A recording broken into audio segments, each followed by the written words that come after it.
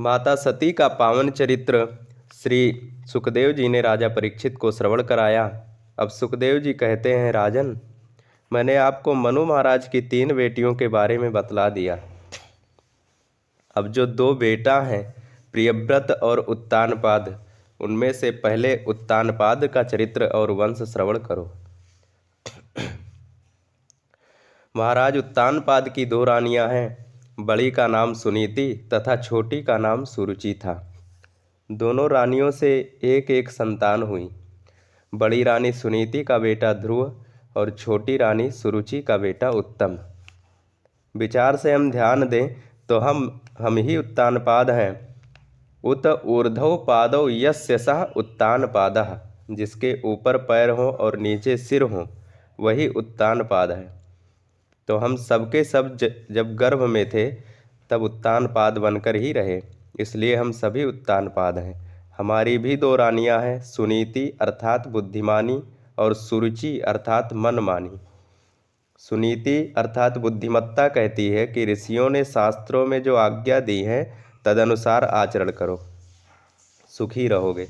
परंतु सुरुचि अर्थात मनमानी बुद्धि कहती है, भैया शास्त्र पुराने पड़ गए, अब तो शास्त्र पर चलना संभव नहीं है, इसलिए जो अच्छा लगे, जैसा उचित लगे वैसा ही करो।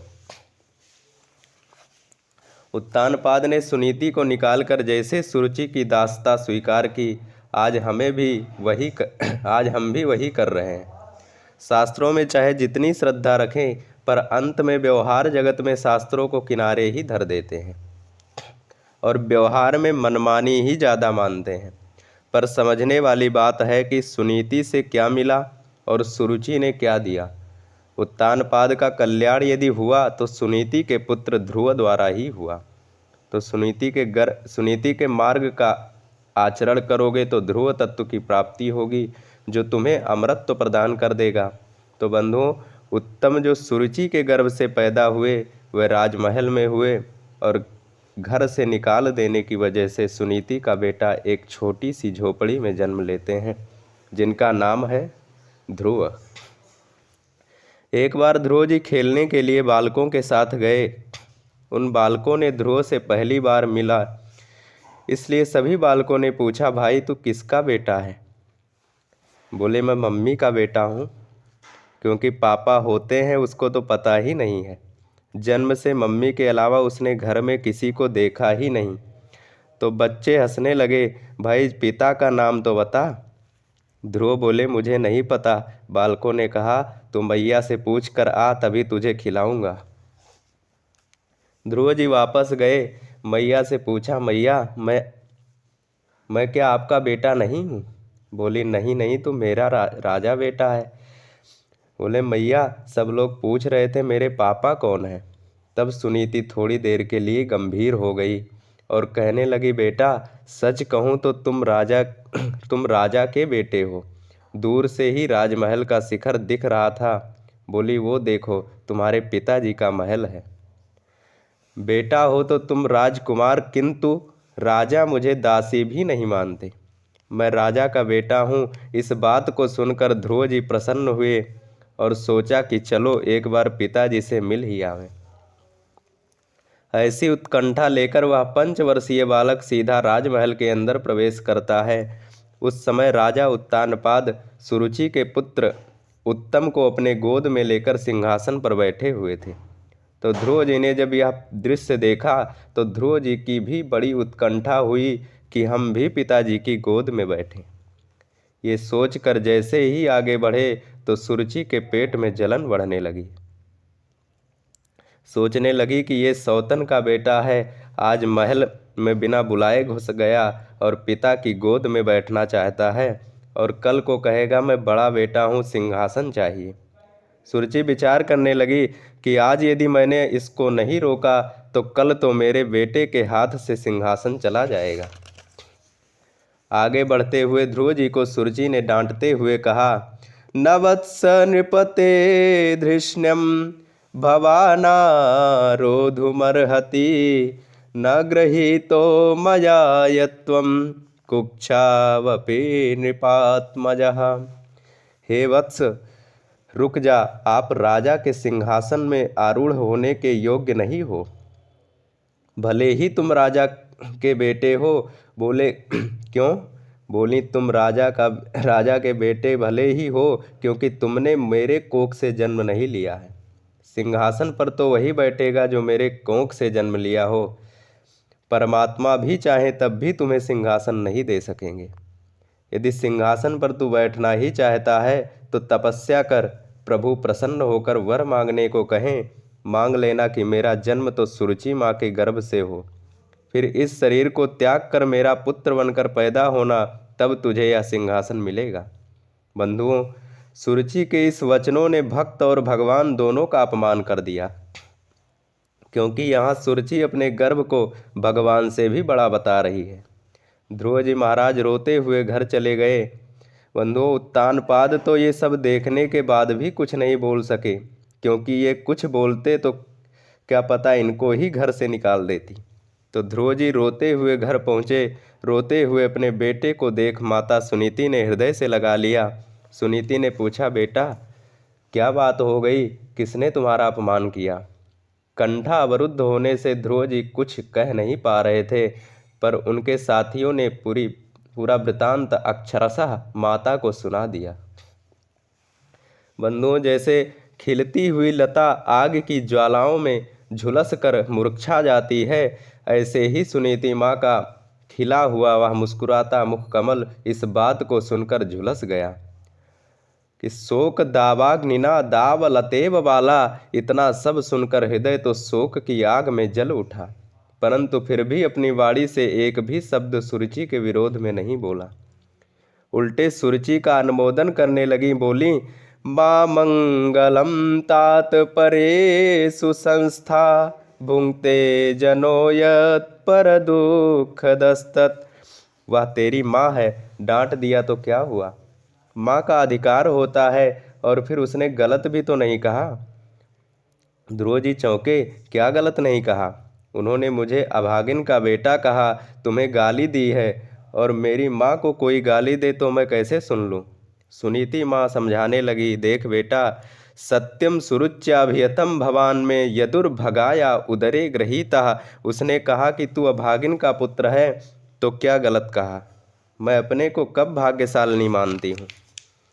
यदि मुझ अभागिन को उसने अभागिन कह दिया तो क्या गलत कहा? देखो बेटा, एक बात जीवन में याद रखना, उसने तो तुझे वह बात बताई जो आज तक मैं भी नहीं बता पाई। उसने क्या कहा था? तपसा आराध्य पुरुषम। तू हमेशा पिताजी के बारे में मुझसे पूछता था, मैं तो पिता का भी परिचय ठीक से तुझे नहीं करा सकी, पर उसने तो परम पिता के बारे में तुझे बता दिया। वह परम पिता का परिचय तुझे सौतेली माँ ने कराया है। बेटा चूकना मत। ध्रुव जी आश्चर्यचकित रह गए। माँ, आप उनकी हर बात का अनुमोदन कर रही हैं। यदि उन्होंने उन परम पिता का परिचय दिया तो वह परम पिता कौन है? कैसे उनसे भेंट होगी? सुनीति माँ ने समझाया, देख बेटा, उन परम पिता की कृपा से ही तुम्हारे पिता उस पदवी तक पहुँचे हैं। तो भी उनकी आराधना कर। वह किसी एक जगह नहीं रहते हैं, बल्कि कण कण में सर्वत्र समान रूप से व्याप्त हैं। गोस्वामी जी ने कहा है, हरि व्यापक सर्वत्र समाना, प्रेम ते प्रकट हो ही मैं जाना। ध्रुव जी ने कहा, अच्छा माँ, सब जगह है तो फिर दिखाई क्यों नहीं पड़ते? माता बोली, देख बेटा, जिस प्रकार दूध में घी है परंतु दिखाई नहीं देता, दुग्धस्थम न च दृश्यते घृतमहो पुष्पे सुवासम तथा वायो संसरलम प्रतीतिरितिनो केनापि तदृश्यते न्यग्रोधोपि च दृश्यते न मनुजैः बीजस्थितोऽणुस्तथा एवं सर्वगतः पुराणपुरुषः श्रीसोऽपि दृश्यते। दुग्धस्थम न च दृश्यते घृतमहो। दूध में घी है लेकिन हमें दिखाई नहीं देता। पुष्प में सुगंध है लेकिन हमें दिखाई नहीं देता। वायु संसरलम प्रतीति रीतिनो केनापि तदृश्यते। वायु बह रही है, वायु संसरलम तदृश्यते, वायु बह रही है, लेकिन हमें दिखाई नहीं देती, केवल हम महसूस कर सकते हैं। इसी प्रकार भगवान हर जगह व्याप्त हैं एवं सर्वगतः पुराण पुरुष श्रीसोपि नो दृश्यते, लेकिन हमें दिखाई नहीं देते। जिस प्रकार दूध से घी निकालने के लिए हमें उसका मंथन करना पड़ता है,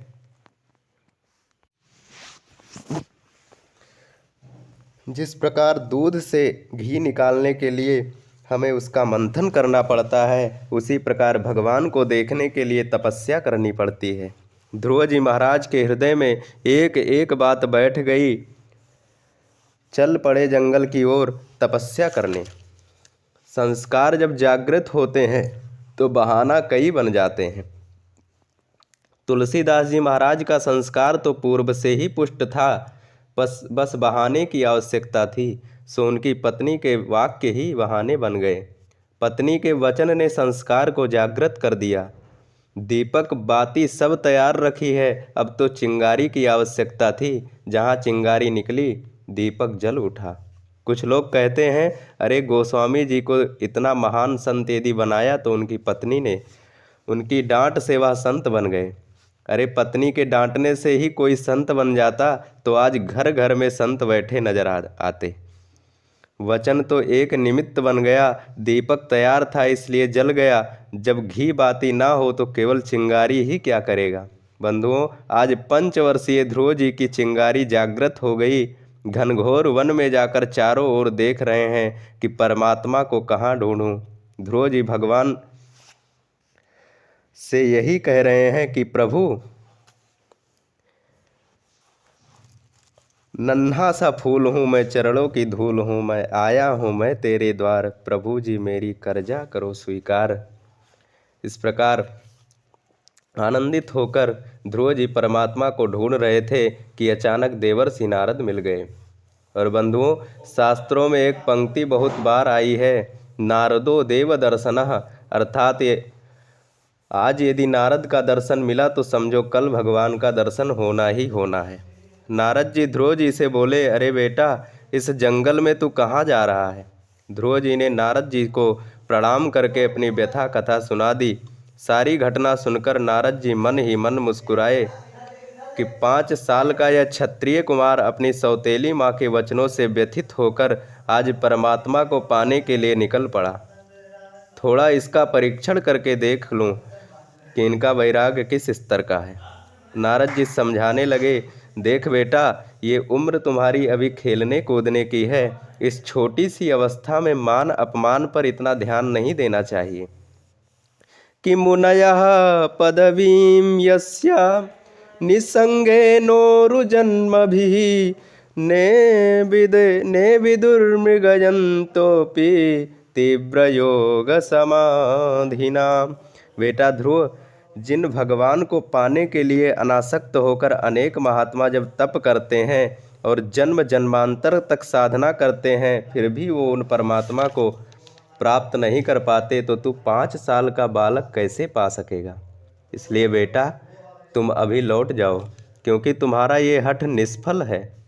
तब ध्रुव ने कहा, देखो हे महात्मन, मुझे रोकने वाले आप कौन होते हो।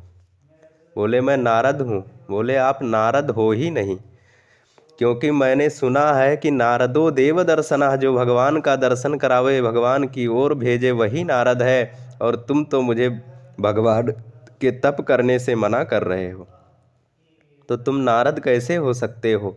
अगर आप सचमुच नारद हैं तो पदम त्रिभुवनोत्कृष्टम जिगीषो साधुवर्तु में ब्रह्मस्मत् पितृभिर्ब्रह्मन् नन्यैरप्यनधिष्ठितम्।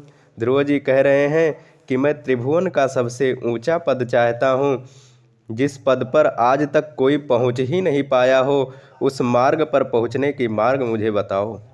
नारद जी समझ गए कि ये पक्का चेला है, ये लौटने वालों में नहीं है। परीक्षा में उत्तीर्ण हो गया।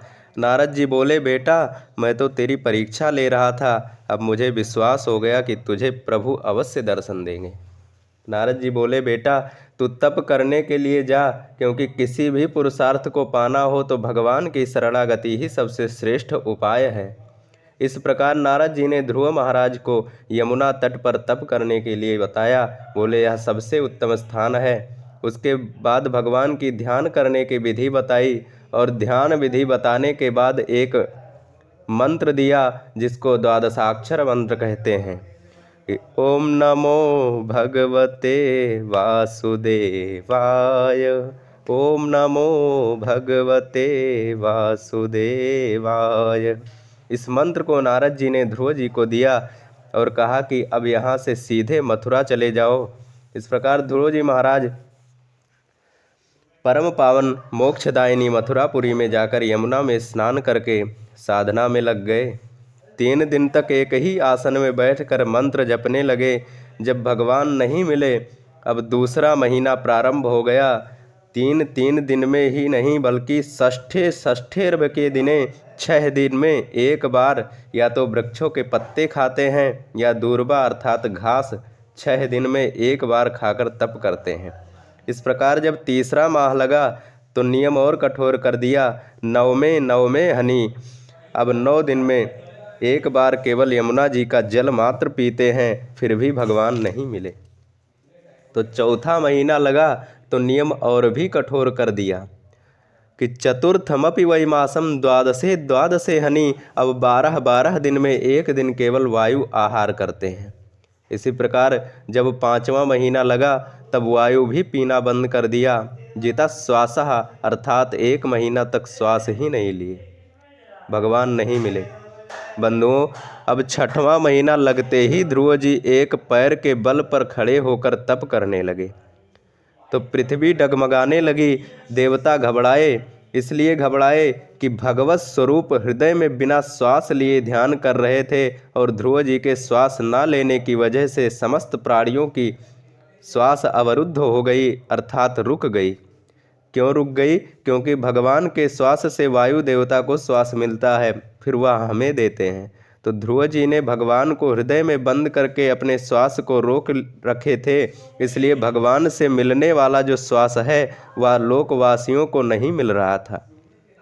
तो भूलोक में हो रहे हाहाकार को देखकर देवता घबराए और व्याकुल होकर भगवान के पास जाकर बोले, नैवं विदामो भगवन् प्राणरोधम चराचरस्याखिल सत्वधाम्नः। हे भगवन, भूलोक में हाहाकार मचा है क्योंकि धरती में समस्त प्राणियों का श्वास थम गया है। इसलिए हे प्रभु, हम आपकी शरण में हैं, भूलोक की रक्षा करें। तब भगवान ध्यानपूर्वक देख कर बोले, हे देवताओं, माँ भयष्ट, डरो मत। उत्तानपाद का बेटा ध्रुव ने मुझे अपने हृदय के अंदर कैद कर रखा है, जिस कारण हमारे अंदर से निकलने वाला जो प्राणवायु है वह भी रुक गया है। इसलिए भूलोक में कोई श्वास नहीं ले पा रहे हैं क्योंकि उनको प्राणवायु मिल ही नहीं रही है। भगवान ने कहा, हे देवताओं, घबराओ मत, और ये कहकर गरुड़ पर आरूढ़ होकर दौड़ पड़े। सुखदेव जी कहते हैं, राजन, मधोर वनम भृत्य दिदिक्षजागतः अर्थात आज एक भक्त का दर्शन करने के लिए भगवान मधुवन की ओर दौड़ पड़े। दृष्टुम इच्छा दिदिक्ष। आज ध्रुव के दर्शन की उत्कंठा प्रभु के मन में जागी और पौराणिक इतिहास और वैदिक इतिहास की पहली घटना थी कि किसी भक्त को भगवान स्वयं देखने अर्थात दर्शन करने की इच्छा से गए। इस प्रकार शंख चक्र गदा पद्म लिए भगवान नारायण ध्रुव के पास जाकर प्रकट हो गए और आज भगवान ध्रुव जी महाराज का दर्शन कर रहे हैं। ध्रुव जी आंख बंद किए खड़े हैं। प्रभु समझ गए कि ये आंख खोलने वाला नहीं, क्योंकि भीतर मेरी छटा इसे दिख रही है। सो भीतर का हृदय, भीतर का दृश्य प्रभु ने अंतर ध्यान किया। तब ध्रुव जी ने हड़बड़ा कर नेत्र खोले। जैसे उनको हृदय में भगवान का दर्शन हो रहा था, वही दृश्य आँखों के सामने भी खड़े नजर आए। कैसे रूप दर्शन किए कि सशंख चक्रम सकरीट कुंडलम सपीत वस्त्रम सरसीरुहेक्षणम सहार वक्षस्थल कौस्तुभश्रियम नमामि विष्णुं शिरसा चतुर्भुजम। बंधुओं, इस रूप को ध्रुव जी इस प्रकार निहार रहे थे जिस प्रकार भूखा व्यक्ति रसगुल्ला देखता है, मानो आँखों से भगवान को पी जाएंगे। तो देखने के बाद ध्रुव जी ने प्रणाम किया और कुछ स्तुति करना चाहते थे, लेकिन जानते कुछ नहीं थे, क्योंकि 5 वर्षीय बालक हैं, इसलिए ध्रुव जी चाहते हुए भी कुछ बोल नहीं पा रहे थे। तो प्रभु समझ गए और तुरंत ध्रुव जी के निकट आकर स्पर्श बालम कृपया कपोले अपने दिव्य शंख को ध्रुव जी के गाल में स्पर्श कराया। और जैसे ही गाल में उस वेदमय शंख को स्पर्श कराया कि स्पर्श होते ही ध्रुव जी को दैववाणी प्रतिपादित हुआ और सारा वेद वेदांत कंठस्थ हो गया। तो तुरंत ध्रुव जी ने बिना देर किए देवभाषा में सुंदर स्तुति गाई। योऽन्तः प्रविश्य मम वाचमिमां प्रसुप्तां सञ्जीवयत्यखिलशक्तिधरः स्वधाम्नाम् अन्याश्च हस्तचरणश्रवणत्वग्दादीन् प्राणान्नमो भगवते पुरुषाय तुभ्यं। ध्रुव जी कह रहे हैं, प्रभु मुझे तो कुछ बोलना ही नहीं आ रहा था, आपने मेरे अंदर प्रविष्ट होकर वेदमय शंख के माध्यम से मेरी सोई हुई वाणी को जगा दिया। और आज केवल वाणी को ही नहीं अपितु अन्य इंद्रियों में जो भी शक्तियां हैं उन समस्त शक्तियों के प्रदाता प्रभु आप ही हो। आपको मेरा सत सत प्रणाम है। प्राणान नमो भगवते पुरुषाय तुभ्यम। भगवान बोले, बेटा वर मांगो, मैं तुमसे बहुत प्रसन्न हूँ। कि भक्तिं मुहुः प्रवहतां त्वयि मे प्रसंगो भूयादनन्तमहताममलाशयानां येनाञ्जसोल्बणमुरुव्यसनं भवाब्धिं नेस्ये भवद्गुणकथामृतपानमत्तः। आज ध्रुव जी ने क्या वरदान मांगा, सुनो बंधुओं। ध्रुव जी जब नारद जी से मिले थे तो उनसे बोले थे, मुझे दुनिया का सबसे ऊंचा सिंहासन चाहिए, इसलिए तब करने जा रहा हूँ। लेकिन अब उनकी मति बदल गई। अब ध्रुव जी कहते हैं कि प्रभु आपको देखने के बाद अब कुछ भी मांगने को शेष नहीं रही, लेकिन फिर भी एक ही वर मांगूंगा कि हे प्रभु आपके भक्ति की गंगा को प्रवाहित करने वाले भक्तों से मेरा मिलन बार बार हो। बस यही चाहता हूँ, ताकि मैं उस प्रवाहित भक्ति की गंगा में गोता लगाकर आपको प्राप्त कर सकूं। तो भगवान ने सोचा, भाई ये देवर्षि नारद से तो कुछ और कह रहा था और हमसे कुछ और मांग रहा है। भगवान ने ध्यान लगाया और ध्रुव के अंदर हृदय में झांक कर देखा तो अरे राम राम, मन में तो भाले मूड़ हिला मन मन भावे मूड़ हिलावे। बोले, बेटा तेरा हृदय तो कुछ और ही मांग रहा है। चल कोई बात नहीं, तेने जो मांगा वो भी देता हूँ और जो तेरे हृदय में है वो भी देता हूँ। भगवान ने कहा, जाओ पहले सिंहासन पर बैठो, 36,000 वर्ष राज्य करो, उसके बाद तुम दिव्य ध्रुवलोक को प्राप्त करोगे, जो मेरे द्वारा ही निर्माण किया गया है। इतना कहकर भगवान अंतर ध्यान हो गए। ध्रुव जी भी घर आए तो राजा उत्तानपाद स्वागत में दौड़े। पूरी प्रजा आज ध्रुव जी की स्वागत में दौड़ रही है, और तो और सौतेली माँ भी आज अपने बेटे से मिलने के लिए दौड़ रही है। ध्रुव जी ने पहले पिताजी को प्रणाम किया, फिर सौतेली माँ सुरुचि को प्रणाम किया, फिर अपने छोटे भाई उत्तम से गले मिले, फिर अंत में अपनी माता सुनीति को प्रणाम किया। ध्रुव जी के पिता उत्तानपाद ने अपने बेटे को हृदय से लगा लिया, सारा वैभव साम्राज्य श्री ध्रुव जी को सौंपा और भजन करने को चले गए। अंततो गत्वा उत्तानपाद ने भगवान के परम धाम को प्राप्त किया। ध्रुव जी महाराज के भ्रमी और इला नाम की 2 कन्याओं से विवाह हुए और कालांतर में उत्कल और वत्सर नामक 2 बेटे हुए। एक दिन ध्रुव जी के छोटे भाई उत्तम का झगड़ा एक दिन यक्षों से हो गया और यक्षों के हाथों मारा गया। सुरुचि माँ अपने बेटे को ढूंढने निकली, सो जंगल की दावाग्नि में देह भस्म कर बैठी। ध्रुव जी को पता चला तो यक्षों पर आक्रमण करके सैकड़ों यक्षों का संहार कर डाला। तब मनु महाराज, जो ध्रुव जी के पिता के भी पिता हैं, उन्होंने प्रकट होकर रोका, क्या कर रहे हो बेटा? तुम्हारे एक भाई को यक्ष ने मारा और तुमने बदले में सैकड़ों यक्ष मार डाले। नायम मार्गो ही साधूनाम ऋषि केशानुवर्णिनाम। मनु जी ने कहा, बेटा, भगवत भक्तों का ये मार्ग नहीं है। जहाँ तुम चल पड़े तब ध्रुव जी सावधान हुए। यक्षराज कुबेर से माफ़ी मांगी और लौटकर सत्ता का भार बच्चों को सौंपकर संतों के साथ बैठकर भजन करने लगे। 36,000 वर्ष पूरे होने पर अलौकिक विमान प्रकट हुआ। पार्षदों ने कहा, भैया ध्रुव चलो, समय पूरा हो गया। ध्रुव जी महाराज अपने नित्य कर्म से निवृत्त होकर आए। जैसे ही विमान की ओर आगे बढ़े कि मृत्युदेव प्रकट हो गए। मृत्युदेव बोले, महाराज कहाँ जा रहे हो? तनिक हमें भी देख लो, ये मृत्यु लोक है, मुझे अपनाओ, फिर प्रेम से जाओ। ध्रुव जी ने मृत्यु को बुलाकर विमान के निकट बैठा लिया और मृत्योर्मूर्ध्निम पदम दत्वा आरुरोहाद्भुतम गृहम। मृत्यु के सिर पर पैर रखकर ध्रुव जी महाराज विमान में जा बैठे। बंधुओं, भक्ति में वह शक्ति है कि मृत्यु को भी सिर झुकाकर प्रार्थना करनी पड़ती है। विमान उड़ गया। तुरंत पार्षदों ने टोका, ध्रुव तुम्हारा मुख थोड़ा सा लटका दिख रहा है, क्या बात है? उदास क्यों हो? ध्रुव जी बोले, क्या करें, जल्दी जल्दी में अपने माता जी को छोड़ आए। जिस माँ के संस्कारों ने आज मुझे यहाँ तक पहुँचा दिया है, मैं उस माँ को अकेला ही धरातल पर छोड़े जा रहा हूँ। पार्षद मुस्कुरा पड़े, ध्रुव, जिस जननी ने तुम्हें जन्म दिया हो वह पीछे कैसे रह सकती है? आगे आगे देखो कौन जा रहा है। कि दर्शयामास तुर्देवीं पुरो यानेन गच्छतीम। आगे आगे जो विमान जा रहा है वह आपके माता जी को ही लेकर जा रहा है। गदगद हो गए ध्रुव जी महाराज। अपनी माँ सुनीति के साथ ध्रुवलोक को प्राप्त कर गए। इसलिए कहते हैं कि भगवान का नाम कैसे भी जपो फलदायक है।